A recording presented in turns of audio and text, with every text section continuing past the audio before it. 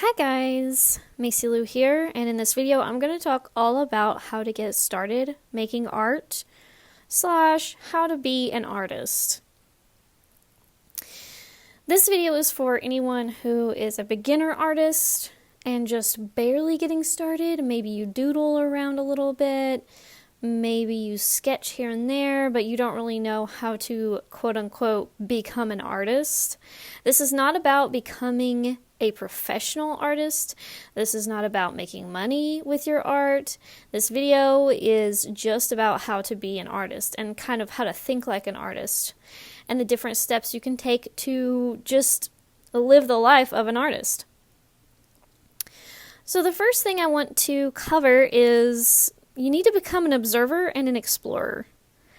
So what I mean by this is you need to just, in your day-to-day life, just look around you. Look at the things that are just in your environment, whether it's in your interior environment, in a house, wherever you live, or whether it's outside in an exterior environment, like the plants that are around you, the animals that are around you.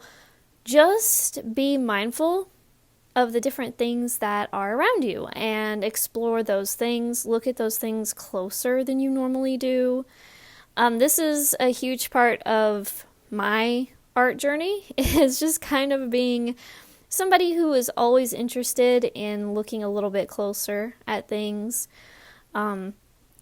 observing different animals and insects in nature. I really like doing that.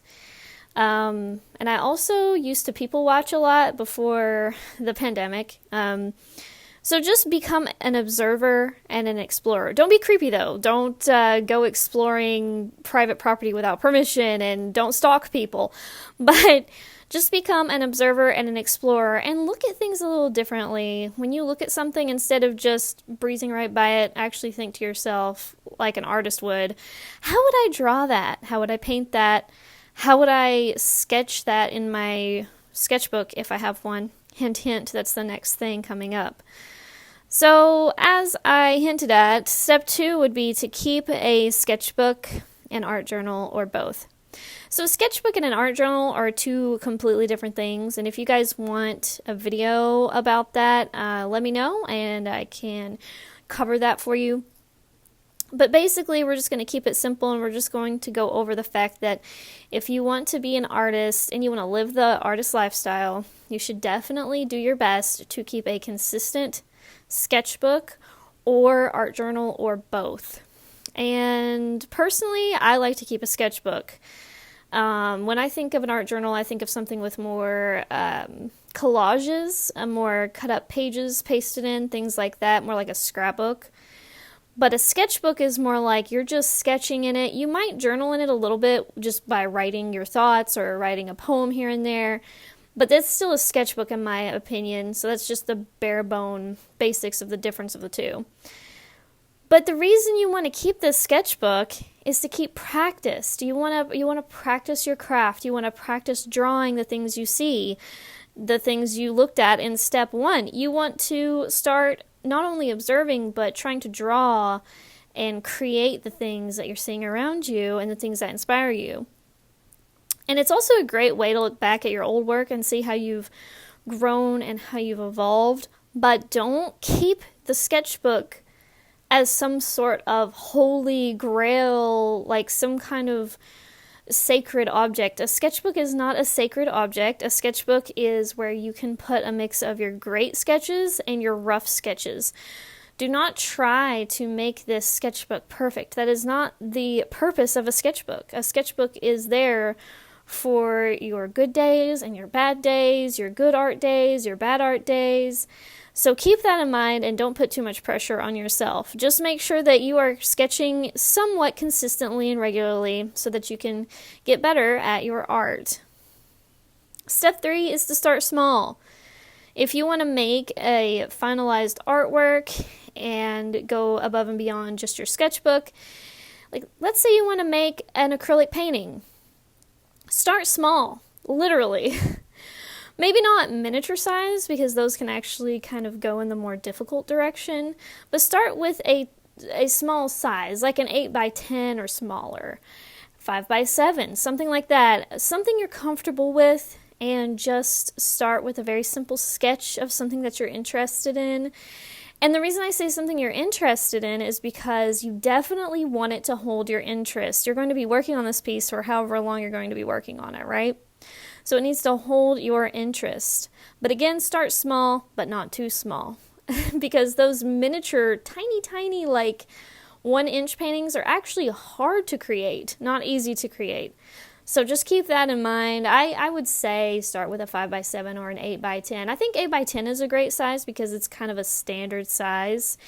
And you can fit a portrait in there pretty well. You can fit a landscape in there pretty well if you flip it horizontally. Just so many options with that, and you don't have to put any pressure on yourself. In fact, I recommend you don't put any pressure on yourself when you're making your first finalized piece, because you're going to make bad art. And I don't think I have that in here as a step, quote unquote, make bad art, but you're going to. You are going to make bad art, and it is part of being an artist. It is part of the artist's life. I don't feel like people talk about that enough. Like, artists make really shitty art sometimes, and that's totally fine because that's how they make better art. And if you want me to talk about that more in depth in a different video, let me know in the comments down below. But the next step I would say is draw from life. Again, you want to draw the things you're observing around you, whether it's inside your house, outside your house, at the botanical garden in your city, someone's garden that they have in their backyard, someone's dog, your cat, your friend, your family member. You want to draw from life. And you can also do still lifes where you have just objects that you find around your house, like a lamp or a pencil. You can arrange these objects that don't move, these still objects, and you can put them in a scene, like on a table, and just try to draw them. Try to make them look as realistic as possible, or try to draw them in some kind of style that you want to try. This will help you learn about light. You really want to learn about how light works. You want to learn about how the light hits the objects, where the shadows lay, because really one of the most important things about drawing anything semi-realistic or realistic is how the light hits an object and how the shadows sit and how the shadows lay on the scene or in the work. So that's a huge part of it. So again, draw from life. The next thing I want to say is you definitely want to look at reference photos, and I highly recommend that you take photos. I know that sounds like unrelated to drawing, but it's actually not unrelated at all. Because what you can do is you can keep your own photo library, so to speak, of photos that you've taken yourself that are yours. Therefore, they're your copyright. So you're not worried about using someone else's work. But there are also copyright-free photos that you can get online if you would like. And if you want an in-depth video on that, I would love to make that for you. Leave me a comment down below if you want a video on what kind of websites I use to get reference photos, because I would love to share that with you, but I highly recommend you use reference photos. If you're not drawing from life, the second best thing you can do is to draw from a reference photo. I'm going to repeat that one more time. If you're not drawing from life, the second best thing you can do is draw from a reference photo. Notice I said second best, so your best thing is drawing straight from what's in front of you in real life, in real time. The second best is from photos.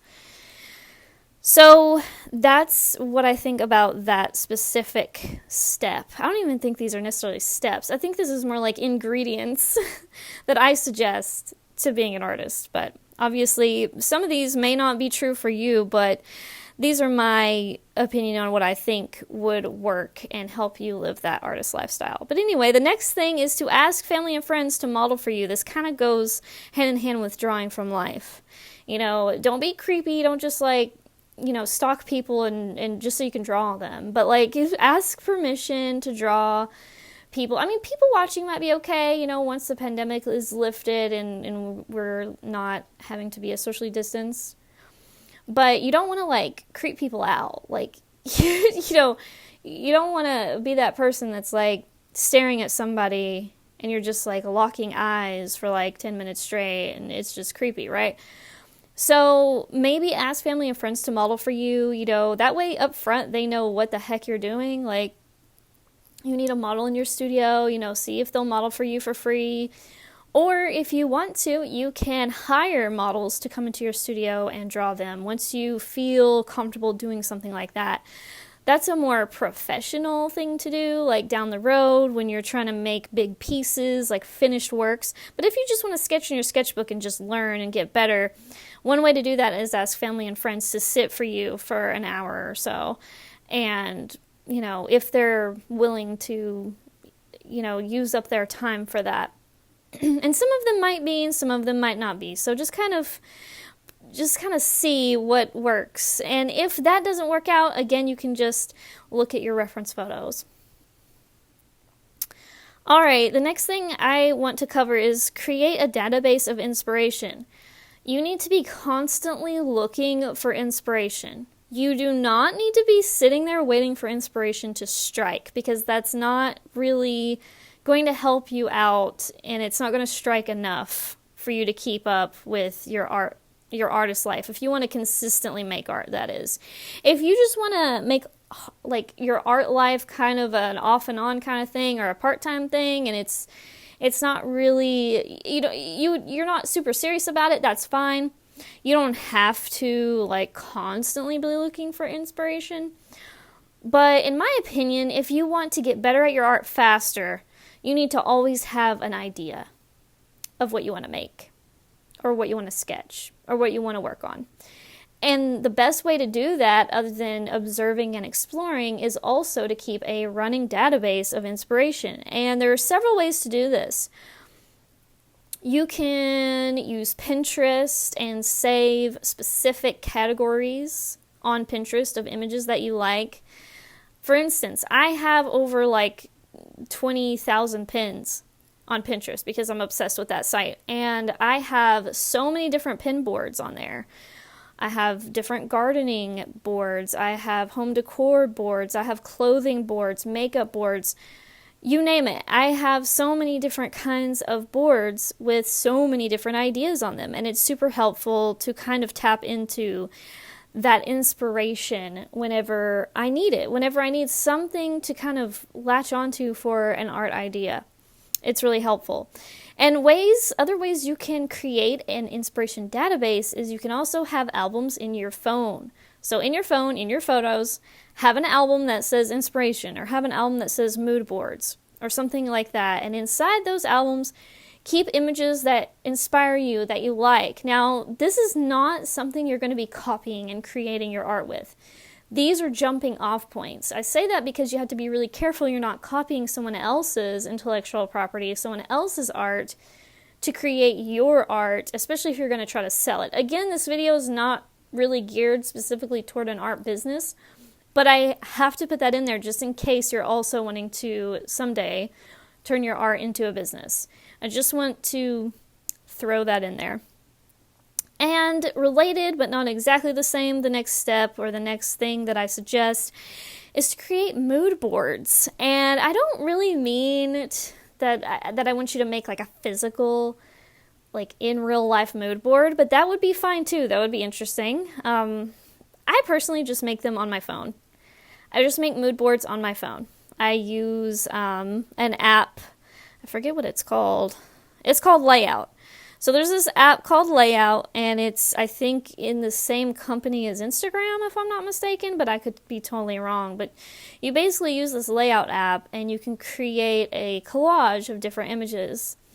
And that's how I make my mood boards, typically. So my mood boards would consist of multiple images in one, and it would be like an image of a garden next to an image of a woman with a long, flowy dress, next to an image of a sunset. So this is just an example of what you can do when it comes to creating a mood board. And what these are for is, again, you're not copying these exactly into your final artwork. You can sketch these to get some kind of practice in, But for your final artwork, you need to change everything totally. It needs to be totally different so that it's your intellectual property. If you're selling your stuff, or if you're sharing your stuff on social media and getting any kind of clout for it or anything like that, you want to make sure it's your own work, or that you have permission to use it, such as reference photos that I mentioned earlier on sites that allow you to use them for commercial use. Anyway, but the mood boards themselves, again, are just a jumping off point for you to get an idea of what you want to do. And going back to my example of the woman with the flowy dress, the garden, and the sunset, that mood board could lead to an artwork that you create, a painting of a woman with a flowy dress in a garden, and in the background is a sunset. But it wouldn't necessarily be, it wouldn't be the exact images just slapped together. It would be your own. So you would use a reference photo of a woman from a website that you're allowed to use, and you would put a flowy dress on her, making sure that, the flowy dress is its own thing, and you're drawing that. And you're looking at the lighting. What kind of lighting is that sunset going to create on her face, on her clothes? And same thing with the garden. Okay, so the garden's in the background. What kind of lighting is in the garden? Is the sunset shining behind the garden? Are we having some silhouettes happening? Are we having lighting from the sunset shining on the garden and on the figure? These are things you want to think about when you're putting together an artwork. But we can go more in depth in another video if you like. But that's kind of why you would use a mood board. You would want to get art ideas, and this is just a way to start. Sometimes I'll make a mood board, and it's got all these different images on it, and the final artwork that I create, you can't even tell that was the mood board that I used, because I ended up changing so many things and going in so many different directions that it barely, you wouldn't know unless I told you that was the mood board for the piece. And that's what you want. If you want to create artwork to sell and to show on social media, you want it to be unique to you and have your own style and have your own look. You don't want it to look like someone else's work. All right. My next tip is to sketch when you travel to new places. Anytime you go somewhere new, do some sketches. If you have the time, if you have the ability, bring a sketchbook with you when you travel. And if you don't want to carry too much stuff, make sure your sketchbook is small and light and easy to carry. But the reason I say this is because you never know if inspiration is going to strike. You never know if being in this new place that you haven't been before, or a place that you have been before but you just really love, you never know what kind of feelings, emotions you're going to feel, what kind of things are going to move you to create, what kinds of shapes you're going to see, and maybe you're going to want to replicate those in your sketchbook or your journal. You just never know, so you might as well take a sketchbook or a journal with you everywhere you go, just in case inspiration strikes. Or maybe just make yourself sketch when you travel, just as a almost like a daily travel journal or a daily travel sketch, kind of self-assigned project, so that you can keep practice and you can find another element to your travel. Because I think traveling itself is so much fun, but adding another element to it can just make it that much more satisfying. So that's my tip there. Next tip is don't completely reject criticism. Oh my goodness. This one was so important for me the past several years when I first started painting, and I first started specifically painting figures, painting people. I would get criticism from someone about my ability to do anatomy and to do proportions. And it just ran all over me. It just bothered me so much at first. And I had to step back and look at that and be like, you know what? They're trying to help me improve. They're trying to help me evolve as an artist. They're trying to help my art become better. So why am I getting so upset by this? I mean, if I'm letting this upset me, then it's an ego problem, not a criticism problem. Because the critiques were specific. They were, improve your anatomy, improve your posing, improve. It was specifically geared toward anatomy, toward figure drawing and figure painting.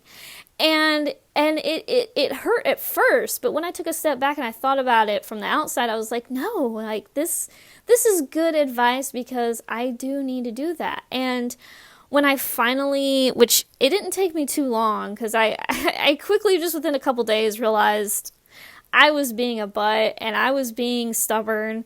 And I came back and I was like, you know what, thank you. And I'm sorry how I reacted because, even if I don't necessarily agree, that doesn't mean I'm right. Like, they're an outside viewer looking at my work. I'm the one making the work, so I'm probably biased toward my own work, even though we also are, in some sense, the biggest critic of our own work. At the same time, we kind of might also see our work as like our child in a way, and so it can hit hard at first, but that's why you need to put your ego aside and just remember that criticism, if it's constructive criticism, and if there's any kind of, or even, maybe even if it's not constructive, like, as long as there's something in there that you can use to better your work, it's worth it. And I say, don't reject it all. Don't reject it all, because if I would have rejected that criticism and just kept on trucking the way I was going, I would definitely not have improved as quickly as I have over the past 2 years. So I definitely recommend, if you're getting some criticism, absorb it, think about it, does it apply to you? But don't just immediately go, no, it doesn't apply to me, because you don't know that for sure. You need to actually think about it. You need to sit there and be honest with yourself and say, do I need to improve how I draw hands? Do I need to improve how I do my lighting? Do I need to improve how I do shadows? Like, you need to just be honest with yourself, but also just keep in mind that you can do this at your own pace. You don't have to just flick a switch overnight and just be like way, way, way better, like from like a 5 to a 10. Like, no. That's not going to happen anyway. You've got to gradually get better, and it starts with studies. Do some studies of these specific areas that you need to improve. If you need to improve full body figures, like I did, do a lot of studies of full body figures. Sometimes you might have to go online to free stock photo sites that have nude models, and you might have to improve your figure drawing that way. If you have the means, if you have the money to go to a figure drawing class where they have a live model, that's even better. If you have the means to do that, you do that. That would be great, if you're into that specific realm of art. But anyway, all that to say, don't completely reject criticism, because criticism might actually be the thing that propels you further with your art faster if you absorb it and if you use it to get better. Like, you have to actually absorb it and use it if it's going to help you. You can't just, reject it in order to, no. Like, actually soak it in. Think about it. All right, the next thing I would say is find a balance between familiar and new. So what I mean by this is you don't want to stay stuck in your comfort zone, but you also don't want to just always be doing something new and different that you aren't really comfortable with, because you do want a balance. And the reason I say that is because you want to improve in the area that you are currently comfortable with, but you also want to get out of your comfort zone every now and then. The reason I say this is because how are you going to improve if you're jumping from subject to subject to subject really, really quickly within one artwork? Like you did a landscape, you hated it, so you moved to portraiture. You did one portrait, you hated it, so you stopped doing that. You can't just do one and done. You can't just do one landscape, one portrait, and expect to be a grandmaster artist. That is not how it works. You're going to have to do so many iterations of whatever it is you're trying to get better at. So many iterations. Do you know how many iterations of a face I've done over my lifetime? I've lost count. And that's probably where I'm the best at the human body in general, is the face. right? Because I've done so many faces.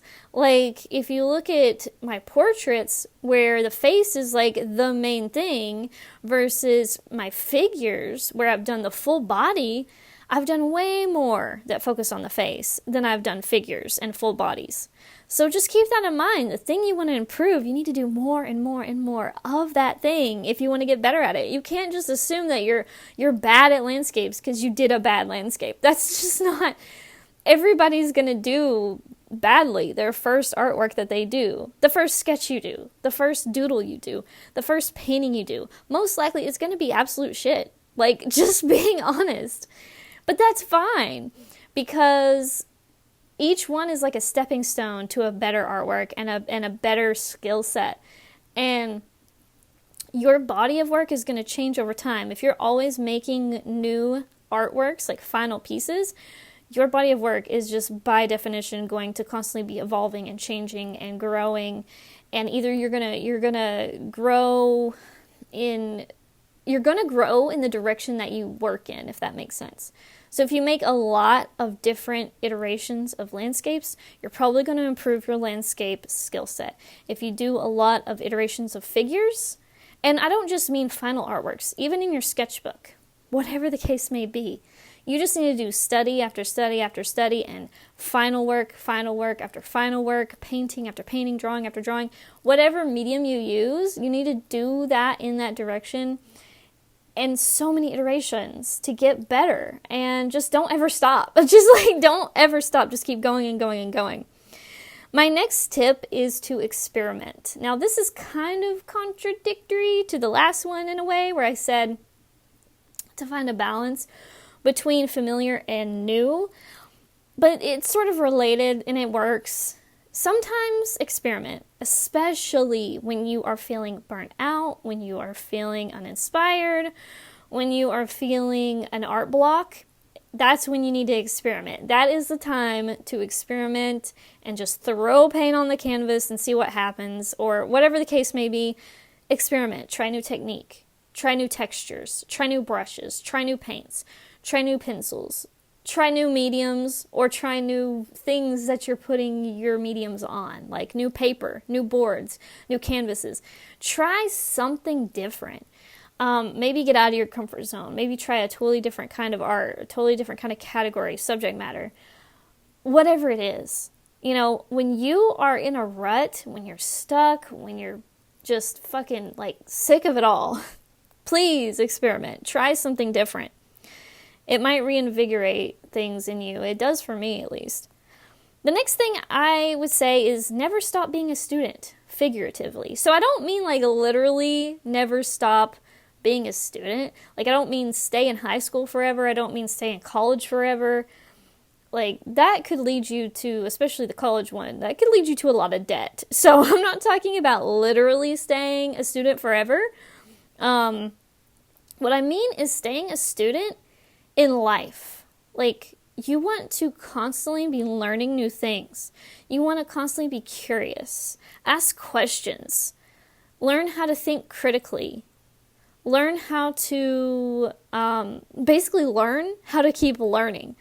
You know, this is something that we don't really think about a lot whenever we are in college or high school. We kind of think about like, oh, let me get through high school and graduate. Oh, let me get through college and graduate. I can't speak today. Oh, let me get my master's degree and then I'll be done. You know, whatever the end point is, it's always about like getting to the end point. And yeah, you definitely want to get to the end point if that's your goal. If your goal is to graduate with a certain degree, that's great. You want to get to that end goal. True. But don't forget to stay a student figuratively after that. Stay a learner. You need to always be trying to learn something new. And when I'm talking about this in this context, I'm talking about art. Like, oh, can you learn to be better at drawing figures? Can you learn to be better at doing landscapes? Can you learn to be better at shading? Can you learn to be better at oil paints versus acrylics? Can you learn to be better at keeping a sketchbook consistently? Like, in that realm, stay a student. I personally like to stay a student in a lot of aspects of my life. Like, I also like to do gardening, so I'm always loving the process of learning new things about gardening, learning how to manage a wildlife habitat, learning how to attract specific kinds of wildlife, learning about that wildlife, learning about their life cycles. Same thing with art. Like, if you can learn more about mediums and how to use the mediums and learn techniques that you've never learned before, this can be very fun, and that's all it's about. Is just staying a student figuratively, staying a student in life, a student of life, in your everyday, day-to-day. Like, how can you learn from this right now? How can you learn from that? How can you apply it to your art? How can you apply it to your life? The next tip I have for you is to set aside some time for your art making. This is especially good if, like, let's say you have a full-time career in something totally different than art. I think it's super important that if you want to have an artist lifestyle, but you do something else, like in your day job, which is totally fine, and that's probably like most people's experience that do art, that's a great opportunity to set aside time specifically for your art. Let's say you work Monday through Friday, 9 to 5, and you want to work, I don't know, like 8 hours a week on your art, which may not seem like a lot, but it may seem like a lot if it was going to be that whole day. So maybe split it up between the days. If you're going to work 8 hours on your art, you could do 4 hours on Sunday, 4 hours on Saturday, or you could split all the hours up between the days, like the weekdays, and just do, let's see, what does 8 hours become? Like less than 2 hours per weekday is what that would be. So just under 2 hours per weekday, and then you have the whole weekend free. Whatever the case may be. It depends on what you want to do. I personally would probably do more than that, especially back when I worked outside of my home and I didn't just do art full time. I would probably spend several hours each night on my art, unless I was just really tired or something like that and I needed a break. But it's really up to you, and it's how much you want to put into it, but set aside specific times. Like, especially if you want to be consistent with your art and you want to stay on top of it, don't just kind of say, I might work on it next week on Tuesday, we'll see. No. Just tell yourself, no. I'm going to work on it Tuesday night at 8 p.m. and I'm going to work on it until 10 p.m. I'm going to work on it till bedtime or whatever.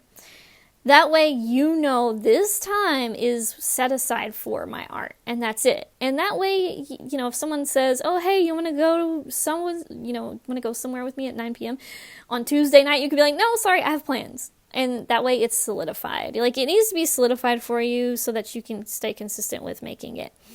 And then my next tip would be share your work. Share your work. How are you going to get all that good constructive criticism if you don't share your work?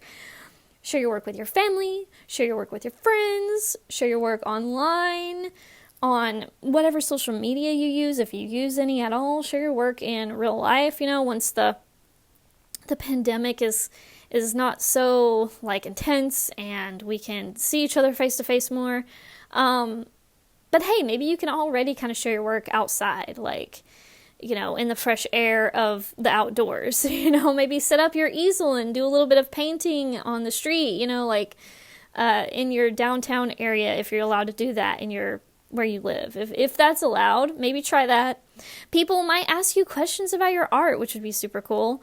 So if that's something that you're comfortable with, do that. But otherwise, you can just share your work online. You can share your work on social media. You can share your work on YouTube, like I do. You can do some creative things to talk about your work as well. And the reason I say this is not only to get constructive criticism, but it also gives you practice for talking about your art and why you make your art, which, if you ever want to turn your art into a career one day, is super important, apparently, because people are going to want to hear you talk about your work and why you create it. So my next tip is try many different mediums and subjects. This is kind of in the same realm of the tip that I said to experiment. But really, I just want to reiterate, if you've never tried oil painting before, but you really want to try it, Just try it. You can start out with cheaper oil paints, like cheaper quality, or you can start out with high quality, but just get a few colors and just focus your paintings on a very limited color palette. That's what I did. I kind of actually did a mix of the two. I started out with really cheap oil paints and I absolutely hated them, and I thought, oh, I really hate oil painting. But I was like, no, I'm going to give it another chance. I'm going to try these higher quality paints. So I bought some higher quality paints. They were freaking expensive, okay? But I did it anyway. But I limited myself to like the primary colors. I think like a brown and a white. I think that's all I had. Because that way I could mix the colors and get what colors I needed. And I didn't have to have as many tubes of paint. So I saved some money there. So there's different ways you can get into a new medium, you know, depending on what price point you're at. Also, if you want to get cheaper oil paints, but you're afraid you're going to end up like me and have like really bad oil paints your first try, I suggest before you buy any oil paints, look at the reviews. And if you're trying to do it on a very low budget, look at reviews specifically talking about the different oil paint brands that are cheaper. I'm just going to throw some out there because I don't remember. Like maybe Master's Touch. You know, like look at that compared with other brands in its same price range. See what you think. I don't think I was a huge fan of Master's Touch. But I'm sure there are other, you know, brands you could use. You could use, like there's basically like the cheaper brands, and then there's the student grade brands, and then there's the artist grade and the professional grade and all that. So there's like 2 or 3 different categories you can look at. So, you know, no matter what your budget is, you can kind of look around for those different things. Now, if you just don't have any money at all to set aside for art, maybe you're a student, maybe you still live with your parents and you're younger, that's totally fine too. Just see what you can get a hold of. You know, pencils, pens, whatever you would use for your schooling, you might be able to also use for art making. You know, it's okay. You can start small. You can start with the things that you already have. That is what I did when I was a student. You know, I started with what I had already. You know, my mechanical pencil for school, you know, whatever the case is. And once you get older, you can save up your money for the art supplies that you're just dying to use, you know. Anyway, my next tip would be to, and actually my last tip would be to tap into your inspiration database, especially when you're in art block. So I think I kind of went over this earlier, but definitely don't forget that these databases that you created for your inspiration, these mood boards, these Pinterest boards, these images that you downloaded to your phone that you saved to a specific album, all these different things, they're there for you for later. Always. Always, always, always. So when you're like, I just can't think of what to draw, tap into your inspiration database. Please, please, please. That's why it's there. That's why you saved those images to begin with. Whether you saved them to your phone, whether you created mood boards with them, or whether you have Pinterest boards. Always go back and look at what you already saved and what you were already interested in and tap into those inspiration databases. Maybe the photo that you see in your database that just springs to the forefront of your mind that you're just so interested in, maybe it's just because of the color scheme. You know, maybe you just want to pull that color scheme and create your own completely different work of art with that color scheme. Whatever the case may be, you need to tap into your inspiration database to get yourself started on making art when you're blocked, when you don't have inspiration. You always have inspiration if you have an inspiration database, people. I'm telling you. When you are feeling ill, that's a great time to build up more things into your inspiration database. If you just don't feel good, you know, you're sick, you know, you're laying on the couch, you're stuffed up, you can't really get up and do anything. Work on your inspiration database. Save images to your phone. Save images to your Pinterest. Create mood boards. That's what I do. Like, if I have a horrible migraine or something and I'm just out of it, I will lay on the couch and I will make more mood boards. And I don't even know how many mood boards I have. Probably hundreds at this point. I have so many. I don't ever have an excuse to not have a new idea on what to draw, on what to paint, on what to do, because I just have way too much in my inspiration database to run out of ideas. I'm never going to run out of ideas. I might run out of steam, I might run out of energy, but I should never, ever run out of ideas. And that's what I want to happen for you. If you're creating art, or if you're wanting to get into creating art, I don't want you to burn out. I don't want you to have art block. And unfortunately, we can't control everything, but what we can control is our inspiration. Create an inspiration database. I'm telling you, you need to have albums of reference photos that you're allowed to use for your art, that you have permission to use, or photos that you've taken yourself that you can use. You need to have inspirational photos that you're not going to directly draw from and copy, but that just kind of give you that vibe that you like, the colors that you like, or like maybe the theme, like maybe it's like a photo of a princess with a big dress, and you want to create something with a princess with a big dress. Just remember, always add to that inspiration database, tap into it when you need to, and that will help you so much. And if you don't have the energy to create art right then, you're sick, you don't feel well, you can add to your inspiration database, or you can watch YouTube videos on creating art and get inspiration from watching other artists creating art. I do that all the time. I notice that I'll be in like a rut where I don't want to make any art, but as soon as I watch someone who is painting or sketching, I'm like, oh man, I wish I was doing that right now. And then I'll end up doing it. I'll end up sketching. I'll end up painting. I'll end up, doing something with art because I watched someone else do it. So anyway, those are my top tips. If you want me to elaborate on any of these tips, please leave a comment down below.